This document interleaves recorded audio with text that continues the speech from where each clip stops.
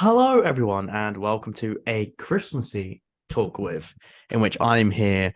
Well, let me introduce this special series first. This special series is when I'm going to get guests from throughout the what I've done so far for a talk with to come talk about Christmas and all things merry and themselves and their achievements from throughout the year. Which of course Jack knows all about because of the community show, which we'll get on to. So introduce yourself, Mr. Jack Reeves. Well, hello. I am Mr. Jack Reeves, world famous. Yeah, I'm a fellow YouTuber. I do the community show, as you said, where I show off lots of different people and projects throughout the fandom, as well as Doctor Who spoofs and parodies and my dumb little Doctor Who Road series. But most of all, I'm known for having a beard now. Because whenever someone hasn't checked me out in a while, they come back and they go, "Oh, you got a beard? That looks nice." I'm like, "Oh, thank you." I mean, it does look nice. It does look nice. You're not wrong. You're not wrong. Oh, You do thank you, suit a boy. beard. Thank I'm, you. I'm I'm gonna a say man this now now. because I need to wear my headphones. Yeah, now you can't hear. There we go. All right. So. Uh, Mm. First things first, of course. I would really like to ask you about pretty much what you've done this year. So, a big part of the community show as a whole is asking people about their achievements, and of course, you're doing this New Year's video, which is asking people to pick their specific achievements from throughout the year, and what else they liked from another person. But what are your specific achievements from throughout this year? It could be Doctor Who related, or just anything you've done this year that you're proud of. Oh, well, I mean, it's been a very busy year over at the Reeves home. I mean, there's three that spring to mind, three big ones. The first, well, I'll do them in chronological. I think that makes the most sense. The first one was back in March. I did the time fracture interviews. I somehow pulled out of my bottom the opportunity to go to Doctor Who Time Fracture, the immersive event, and interview six of the amazing actors who I know are very, very lovely and have spoken to many, many times since. It was an amazing opportunity. I mean, I also got to walk around the set. I wasn't allowed, but I did it anyway because no one was supervising me. So I just dicked around. And it was to this day probably one of the highlights YouTube wise of my online career, shall I say? Because Mm, it's very unique. I'd like to think. Because I mean, for yeah. example, a good few people have interviewed actors from the show, like yourself. I'm very proud of you for getting Sophie Aldred on. But for example, Josh Carr has also interviewed Sophie once, and Jack Alexander also did a very nice interview. Mm, So as much as I'd love to do that, it's sort of treaded ground. But Time yeah. Fracture, because it came and went, I feel very lucky to be, as far as I'm aware, the only person on YouTube that got to do those interviews. I mean, there was Tia Coffee, but that's a very different level. Yeah, I think I did see one other person at one point do it, but it was over Zoom. And so they weren't like Ah, actually on cheating. the No, set. It yeah, was okay, like fair. and it wasn't as many people as you, but still an achievement for them nonetheless. I'm Oh, not I'm not I'm absolutely, not saying absolutely. this to like put down on Exactly. I don't want to feel like I'm saying like, oh, you guys are shit and I'm the best. But like, no, I'm just very proud of my personal achievement. The second one happened not too long after in April, where I proposed to my girlfriend Gemma, who is now my fiancée Gemma, and we'll Mm. be getting married in the new year, which is obviously a very big. Well, I don't know if achievement's the right word, but it's a very big development I mean, in my life. in a manner of speaking, it's an achievement. And I was thinking, I was hoping you were going to mention that out of everything you've done this year, It'd be awkward because if I didn't. yeah, I think that'd be grounds for divorce. But yeah, but I'm No. so glad you mentioned that because yeah, I remember seeing the post and was so happy for you and really congratulations once again for that Thanks, man. and I hope you have the most wonderful wedding next year. Oh, it's That's gonna be good. brilliant. It's gonna be good. Instead of a wedding cake, we're having a stack of Krispy Kreme donuts. Because yeah, I mean, if you're gonna have one or the other, why is it not gonna be Krispy Kreme? And it's mostly organized by now. The wedding, it's pretty much all paid for somehow. I don't know how we haven't, but yeah, that's number two. My Mm, engagement, of course, which was a very lovely day. Um, at Center Parks because that's our go-to. And then the final achievement is sort of Well, for years and years and years, I worked in nurseries, Mm. as you know, we've talked many times. Nice. And as for a while, I thought I was never going to break out of that kind of work. I was worried that I would never go into something I'm actually passionate about. Then I worked as a caretaker in the first half of this year, which was nice, but it was definitely not what I wanted to do. But then I was a caretaker, and then I was worried I was never going to get out of that. So after the Time Fracture interviews, I was lucky enough to keep hearing the name Secret Cinema, which is this big immersive theater company, one that I'd never heard of before. But all the Mm. actors in Time Fracture, well, most of them had worked on productions they had done before. For example, they've done Back to the Future, they've done Star Wars, they've done Shawshank Redemption, and so I had that name in my head as I was looking for new work. And then on Indeed, very casually, I recognized Secret Cinema front of house, and I thought, oh, that's cool. I should try this. And so I applied, and since June, I've been working at Secret Cinema as a front of house in their immersive theater shows, which has been some of the most rewarding and amazing work and times ever. I've met some amazing people that I am proud to call my friends. I have done some weird shit. Like like the two shows. I mean, you never went to them, which is a shame you never came to Guardians. Yeah, But I did yeah. Dirty Dancing in Gunnersbury Park, and I did Guardians of the Galaxy in Wembley, which were outstanding. I don't I've know when the next show is, but good lord, I hope I do it. I mean, I've heard good things about both Guardians and Dirty Dancing, and it's always sweet to hear when people get the jobs that they want, because of course, well, that's the goal in life, really. Oh yes. And when anyone's doing something they truly enjoy, that's when the world becomes a better place, if you will. It does, and my world definitely became a better place this year. Mm, I mean, good lord. I mean, I realized I've missed one. I'm gonna do one more go ahead, go because ahead. I looked at my screen and I noticed that, Ah, yes, which yes, of somehow course. I missed, despite being the most Mm. recent. Yeah, very quickly I met both David Tennant and Matt Smith, which you did as well Oh, yes. at LFCC Winter, which was amazing, despite being how quick it was. I love it, and I touched them. I touched them. Can you imagine? Can you believe it? I did. I gave them a touch with my hands. I mean, that's one way of putting it, yeah. It's how Mm. Gemma kept putting it. My other half. She Oh, kept of course. saying it beforehand, like, "You're going to touch him." I don't say it like that, you weirdo. But then afterwards, I was like, "He touched me," which is terrible, but it is hilarious.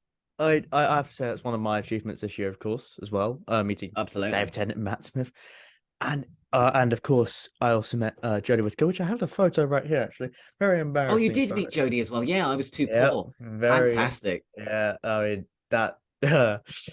Yeah, I accidentally bit my lip in that photo. But besides that, yeah, I mean it's not as like shocking, like my face looking shocked. As I also met like Peter Davison. I can't find it anywhere. It's somewhere here. But and I just look just completely shocked. Like it was just Oh like yeah, shit! I met three other doctors this you year. I did just indeed. remember. Yeah, Yeah, MCM. I met Paul McGann, Peter Davison, and Sylvester McCoy. My God, this year's been batshit. it really has. I mean, it's been Oh my all over the God. place on my end as well, just completely all over the Well, place, yeah, but no, you've had a crazy year as well. completely crazy. I mean, I'm going back to Time Fracture. I mean, I went 6 times this year. Mm. I think I went once the year prior before the flood. Uh, Yeah, and yeah, I went, of course, a lot of the time with you and Gemma, which was Yeah, always so nice. I mean, we went twice in one day once, just impromptu, we just did. We didn't mean to, but we bumped into more people in mm. McDonald's, and they were like, "Oh, we might go again." Then we bought tickets and went with them. At that And point, why I not? speak to those people a lot. Actually, I bump into them quite a few times. Oh, oh, that's nice. Good Yeah, old Amelia. yeah, yeah. I mean, it was that they were all brilliant. Time Fractures check. I mean, it's definitely one of the best experiences I've had this year, and I've gone skydiving, so that's You quite two have. different things. But like I still kind of felt the same at Time Fracture, because it was like this overwhelming feeling of like joy in a way for both Mm. of them. And Time Fracture gave me the same level of feeling all 6 times that I went. And it was nice going with people, of course. You and Gemma was just Oh brilliant. yeah, you went as that big group. And I went with the big group as well, which was Yeah.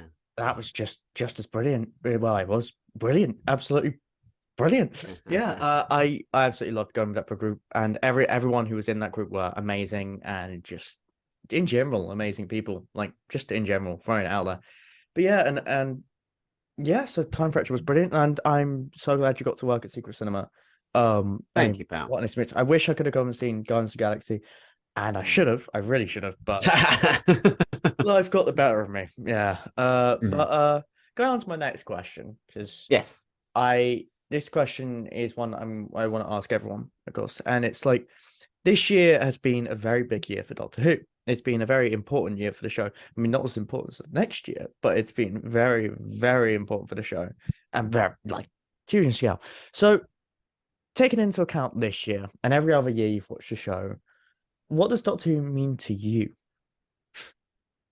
Oh God, it means so much. I mean, it's only in retrospect that I realize how much this show has sort of altered who I am as a person. I mean, just speaking about like the Tennant era. I mean, I was watching End of Time Mm. today. Like I watched it this morning just for a laugh. Just why not?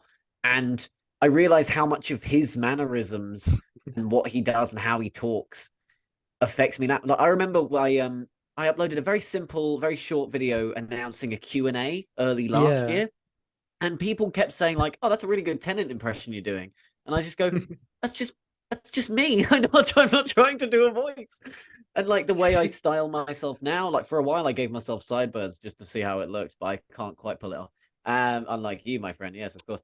But Uh, yeah, I mean, it just as a show, it's such a unique show that I'm glad I found when like quite early on, because I mean, much like I assume you, I started with the Eccleston and the when it came back with the revival, and I'm so glad I found it when I did, because it definitely made me the well. Partly, I'm not going to discount family as well being an influence, but it certainly helped shape who I am today. Who I like to think is a pretty okay human being. I can safely say that you are a pretty okay human being. And Thank you. yeah, I mean, I discovered that this year as well, actually. The whole Mm. tenant mannerism thing. And it's primarily because of my flatmates at the moment, who every time I like instinctively go, wow, they go, "Whoa."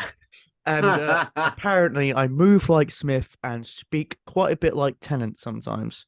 Apparently, I can't speak without moving my hands Smith's a around. fun one though, because he's got the Mm, most like obvious mannerisms. Tennant's quite unique or subtler than Smith, because Smith he's always flapping his hands about. He's got that slight hunched thing, mm, and so you can pick him out quite quick. But yeah, like yeah. oh, here's a funny one. I think I told you about.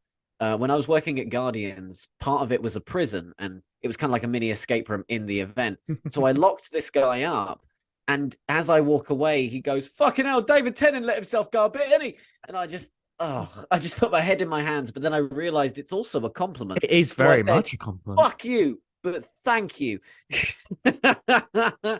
It's very well a compliment. I mean, Oh yeah, yes. oh yes, oh yes, yeah. I mean, Too tempting. I mean, I do that so often without like realizing it. I feel like Yeah. it's just a thing. I mean, of course, it's taking inspiration from your surroundings and what you grew up watching and everything really. But then you kind of make it your own, and it becomes a part of your dialect as well. So Yeah. yeah. But going on to my next question, which of course it's almost Christmas. Wow, kind of actually. Well, at the moment, I wouldn't say like at the time of recording this, but when this video comes out, because I'm thinking with this series, I'm thinking like at first I thought like putting them all into one video, but now I'm thinking like shorter videos just over the space of the month with different guests Yeah. I've brought on Like an previous. advent calendar. In a way, yeah. Although I have tried advent calendar type content before, and I can never keep track of time. Yeah, me Uh, too. yeah. Not worth it. That's why I do not keep a diary because I do 2 days and that's it. Uh, Yeah. yeah, but going on to a Christmas-based question, of course, I just want to ask generally about memories you've had with the show based around Christmas. Ooh, that's a good one.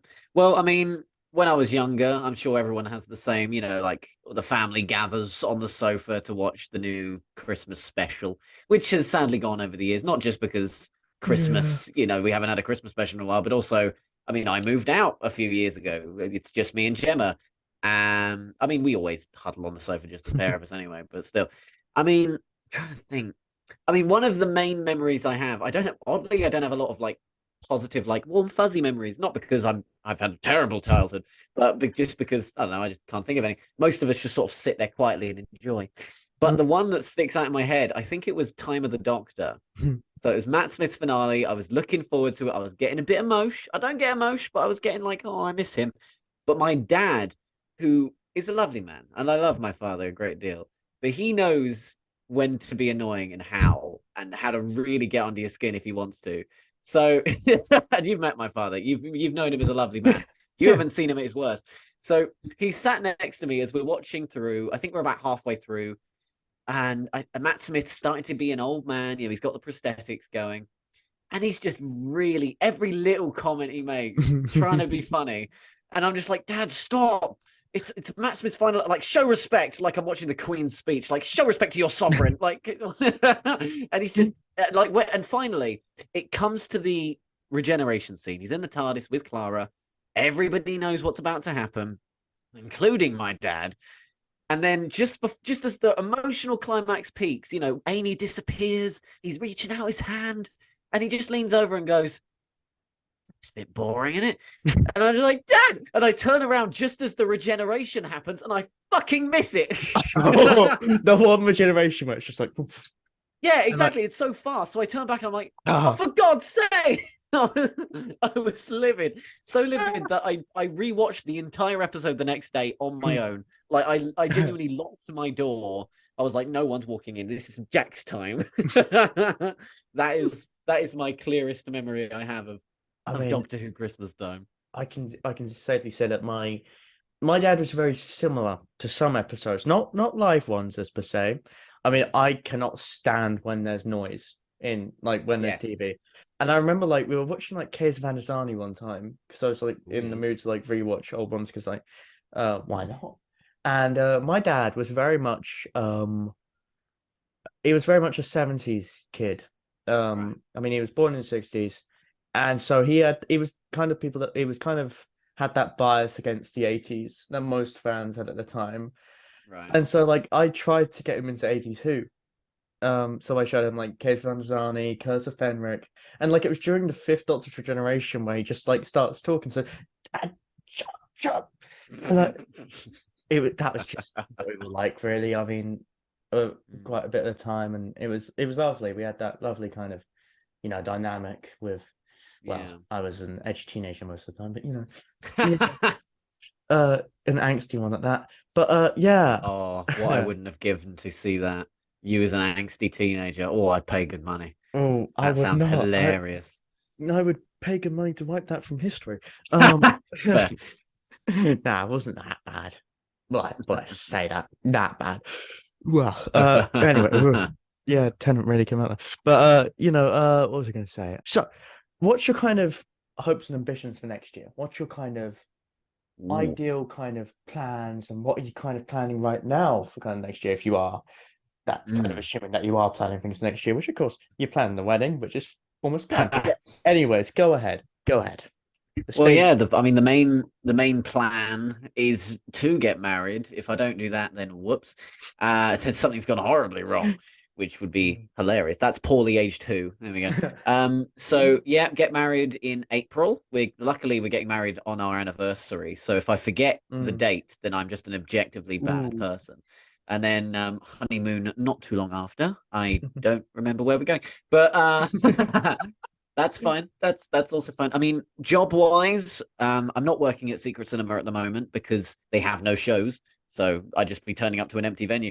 But hopefully the next show starts up, and I will be starting back up there. But in the meantime, I'm currently looking at a new position. I'm hoping to work. I'm actually going for an interview at Escape Hunt. You know those Doctor Who escape rooms? Yes, I know those. I've never been to one. Have you been to one this year? Yeah, I have. Yeah, I remember I saw a photo. Yeah, yeah. There's one quite close, so I'm applying for that, and I've got the interview on Tuesday coming up. So fingers crossed for that. When this video comes up, I'll tell you if I got it. But so yeah, that's job wise, life wise, and YouTube wise. I'm not actually got a lot of plans for it. I mean, I hope to get Comic-Con again. I've managed to do it 3 times in a row now. which has been amazing fun. I mean, you said about forgetting questions. I lost the book. I Mm. lost the book of questions I specifically wrote that day. So yeah, I hope to get you Comic Con again. That'd be lovely. And yeah, other than that, just keeping things chugging. Community show, Doctor Who Road. I want to do Yeah. more shorts as well. I've been enjoying doing the shorts, especially the ones that have just come out, like the 11th hour one and Yeah. with And bearded Amy, I mean, they which do was incredibly well. I mean, I've they seen do your they shorts. I can, always see yeah. them popping up as well. They really Mm. do well. But yeah, I wish you best of luck and all that, especially getting married, of course. That's that's one thing I hope you don't get luck in, but I wish you best of luck. Uh, Thank you. Question about the wedding, which I've already asked Gemma, but for all the viewers at home, are you having a Doctor Who wedding?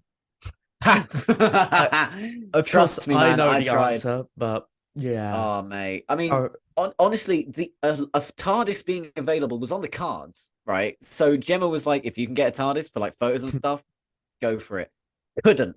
I couldn't do it. mm, I couldn't find one. So that then I asked if I could have a Dalek because obviously I know the Dobsons and I know James Sutton. Like the Dobsons were fully willing to give me the Dalek, yeah.